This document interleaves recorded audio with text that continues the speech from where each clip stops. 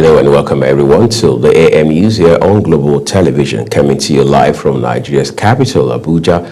I'm Uyi Agumofwegbe, reminding our viewers that Global Television is on DSTV channel 365 and Star Times channel 276.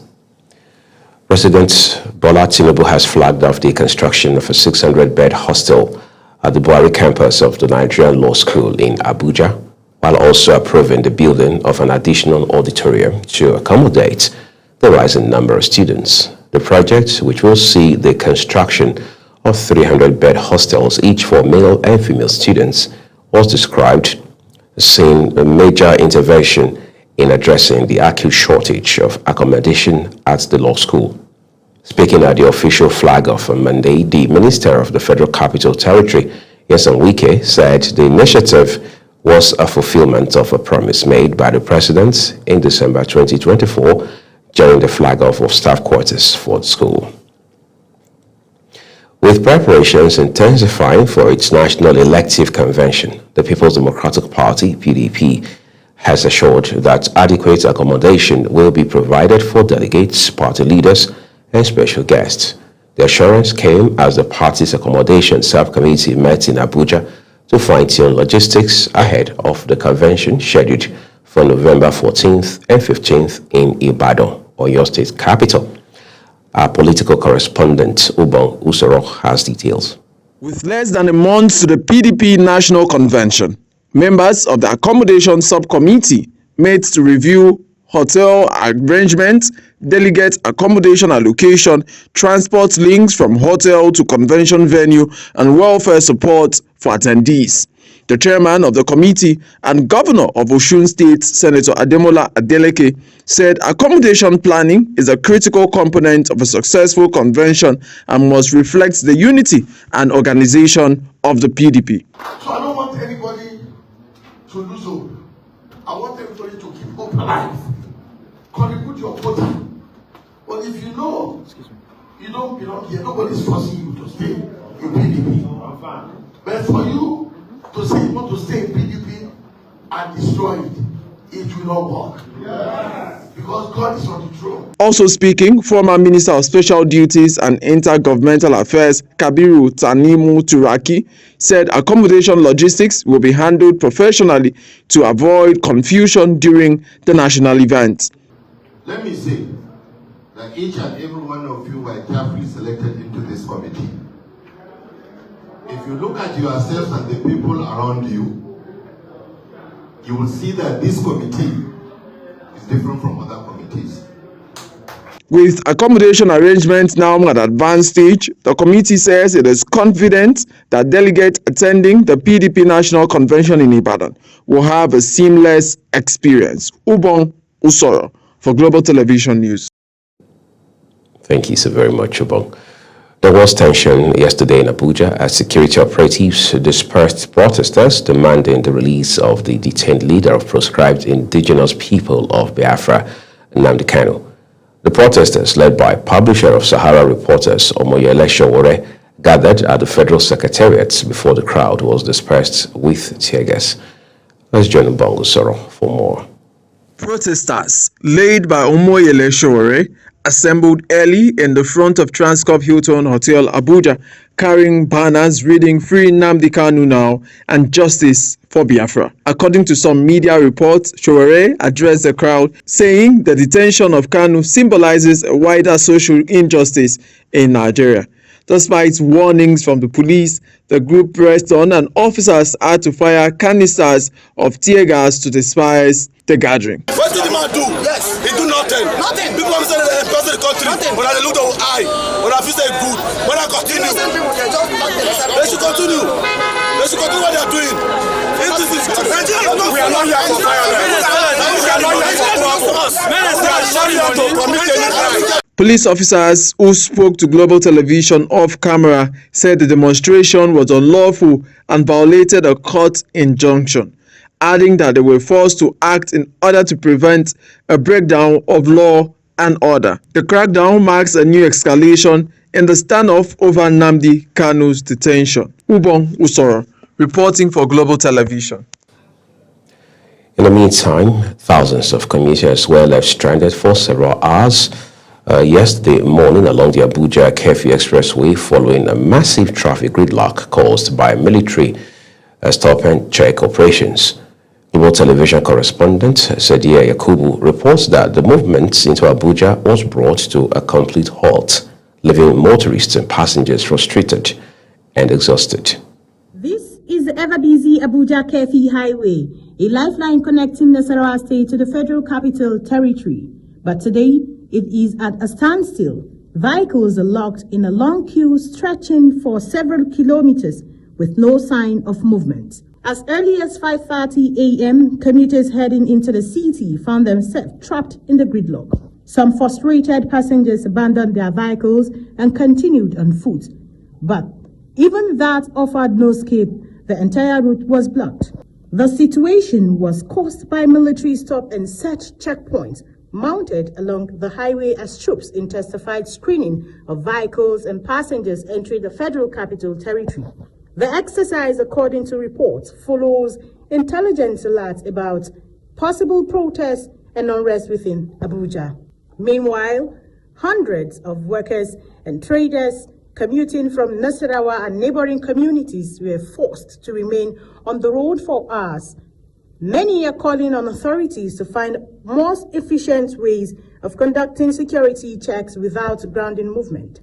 Sadiya Yakubu, reporting for Global Television News. Despite warnings and security directives by the Nigeria Police and the Nigeria's Security and Civil Defense Corps, the organizers of the Free Nnamdi Kanu Now protest took to the streets of Abuja, triggering sweeping security lockdowns across the Federal Capital Territory.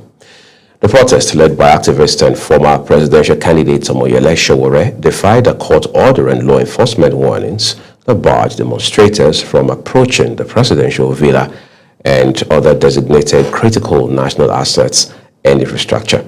Sowore, convener of the Free Nnamdi Kanu protests, had earlier warned security operatives via social media, declaring that any brutality against peaceful protesters will be met with accountability. Time to turn to other stories now. Ondo State's Governor Lucky Aiyedatiwa has approved the disbursement of 2.396 billion naira in gratuity payments to retirees who exited the state civil service in 2016 and 2017. The announcement was made during a flag-off ceremony at the Koko Conference Hall in the governor's office, Akure, the state capital, where retirees received their checks. This was contained in a statement issued via the government's official X handle, saying disbursement will clear part of a decade-long backlog inherited from previous administrations. The Nigerian Senate has expressed deep concern over the growing safety lapses in the country's aviation sector, citing a recent incident involving an Air Peace aircraft at the Port Harcourt International Airport. Following the incident, the Nigerian Safety Investigation Bureau, in its preliminary report, indicted the pilot and co-pilot for taking hard drugs and alcohol. The report noted that toxicological test results conducted on the flight crew turned out positive.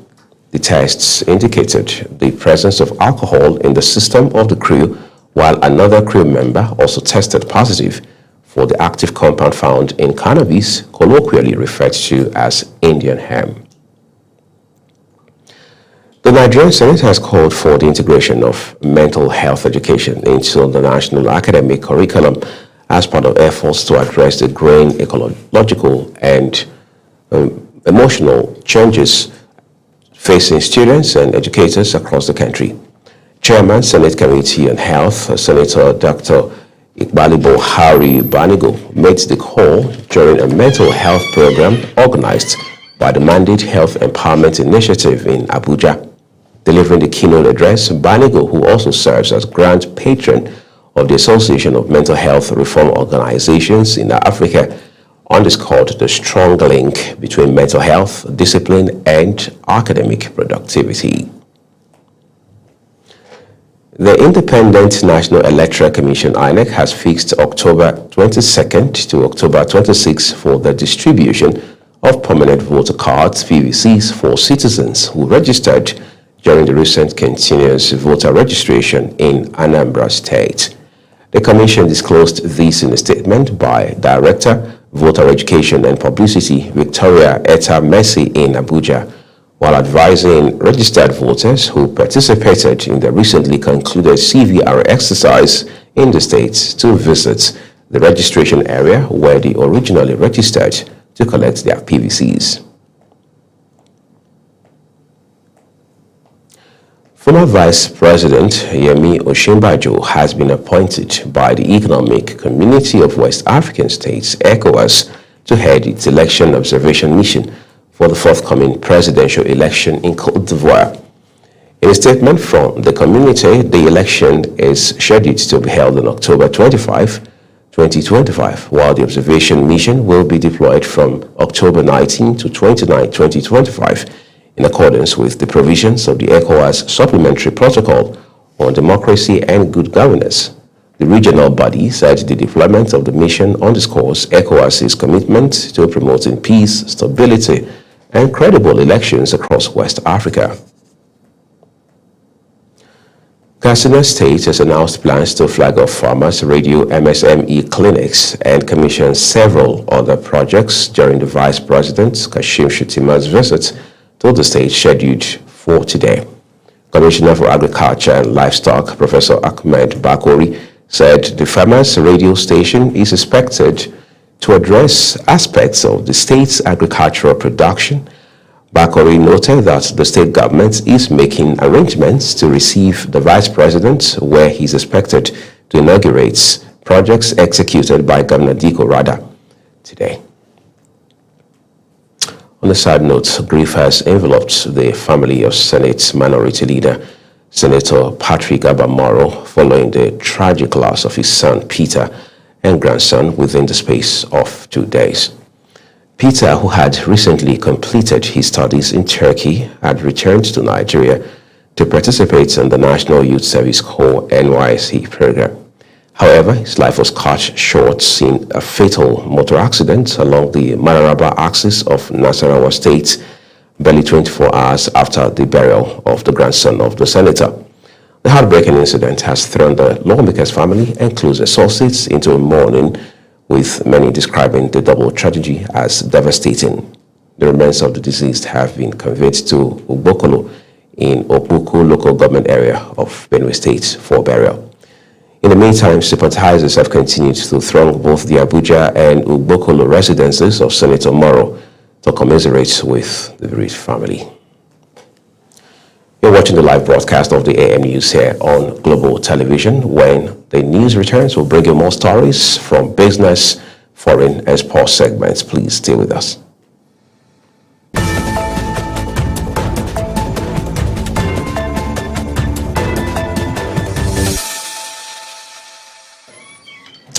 We appreciate you staying with us here on the AM News. The second part of the broadcast now returns with business. Retailers of cooking gas say the prices of the essential commodity have come down from 2,000 naira per kilogram in the past 3 weeks, selling between 1,000 and 1,500 over the weekend. The retailer said this is a significant improvement as the liquefied petroleum gas is now relatively available for retailers and consumers. Chairman of the Liquefied Petroleum Gas Retailers Association of Nigeria, Abayomi Olarioye, confirmed the development to journalists. Olarioye said, though normalcy has yet to be fully restored, there is a difference in the prices. Still talking business, European Union countries have agreed to phase out their remaining gas imports from Russia by the end of 2027, breaking a dependency the bloc has struggled to end despite Moscow's war on Ukraine. Energy ministers meeting in Luxembourg approved a plan by the European Commission to phase out both pipeline gas and liquefied natural gas imports from Russia, subject to approval by the bloc's parliament. The plan is part of a broader EU strategy to wean the bloc of Russian energy supplies. Let's take it further into the foreign scene now. United Nations Under Secretary General for Humanitarian Affairs, Tom Fletcher, has met with Mohammed Mustapha Prime Minister of Palestinian Authority in Ramallah to advance coordination on relief and reconstruction efforts in Gaza. Zarau Nasir has details. Letter told Mustafa that the humanitarian crisis in Gaza is a moment of great but precarious hope, adding that the delivery of aid must scale up rapidly and be linked with a durable peace process. Mustafa in turn stressed that the reconstruction of Gaza must be led by the Palestinian institutions with full support from UN agencies, and that the rebuilding plan must restore essential services, employment, and dignity for the people. In the meeting, the two agreed to intensify collaboration between UN operations and the Palestinian government structures, emphasizing that bypassing local institutions would undermine the effectiveness and the legitimacy of relief work. As Gaza enters the fragile post-ceasefire phase, the Ramallah meeting signals a renewed push for unified action, humanitarian access, and institutional leadership. Zahra Nasser, reporting for Global TV News. We appreciate you so very much, Zarau. In the meantime, United States President Donald Trump has reaffirmed that the ceasefire between Israel and Hamas remains in effect despite fresh Israeli airstrikes on Gaza that left dozens dead. Trump made the comments while speaking with reporters aboard Air Force One, insisting that the truce he helped broker is intact. Mukhtar Qasim reports. President Trump said reports of renewed violence did not signal the collapse of the ceasefire, suggesting instead that the attacks may have been carried out by rogue elements. He assured that any violations would be dealt with properly and thoroughly, while expressing optimism that calm would return. Trump said his administration continues to monitor the situation closely and remains committed to ensuring what he described as a peaceful and sustainable truce between Israel and Hamas. Well, we're going to have to see what's happening. We want to make sure that it's going to be very peaceful with Hamas. And as you know, they've been quite rambunctious. They've been doing some shooting, and we think maybe the leadership isn't involved in that. You know, some rebels within. But either way, it's going to be handled properly. It's going to be handled toughly, but properly. Is the ceasefire still in place? Yeah, it is. The White House says Vice President J.D. Vance and other senior officials are expected to visit Israel in the coming days to assess development and strengthen efforts towards lasting peace in the region. Mukhtar Qasim, reporting for Global Television News. Well, time to go take a look at sports for you. 10-time African champions Super Falcons have commenced training in the Togolese capital, Lomé, ahead of their 2026 Women Africa Cup of Nations final qualifying fixture against Benin Republic. 6-time African Player of the Year, Asisa Tushola, was among the early birds in the Lomé camp, alongside new invitee Joy Omewa, as well as Turkey-based defender Tosin Deme, China-based forward Folashade Ejami Lushi, and the home-based quintet of goalkeeper Adeline Ngwechi, defenders Blessing Elivieda and Miracle Usani, midfielder Taiwo Afolabi, and forward Kafayat Mafishere have also arrived. And still on the home front, Nigeria's men's hockey team has clinched the bronze medal at the 2025 Hockey Africa Cup of Nations after a commanding 3-1 victory over Kenya in the third-place playoff at the Suez Canal Authority Stadium in Ismailia, Egypt. The win capped a strong finish for the Nigerians in what was the 12th edition of the Continental Championship organized by the African Hockey Federation. The tournament, held concurrently with the women's competition, brought together Africa's best national sides for 2 weeks of high-intensity action. And that's your Global AM News. Thank you so very much for watching. As always, we're delighted to remind you that we are on DSTV channel 365 and Star Times channel 276. We encourage you to interact and follow us across all social media platforms using @GlobalTVNG as well as other handles as we now show you on your screen. I am Uyi Agmofwebe, and Global Morning is up next.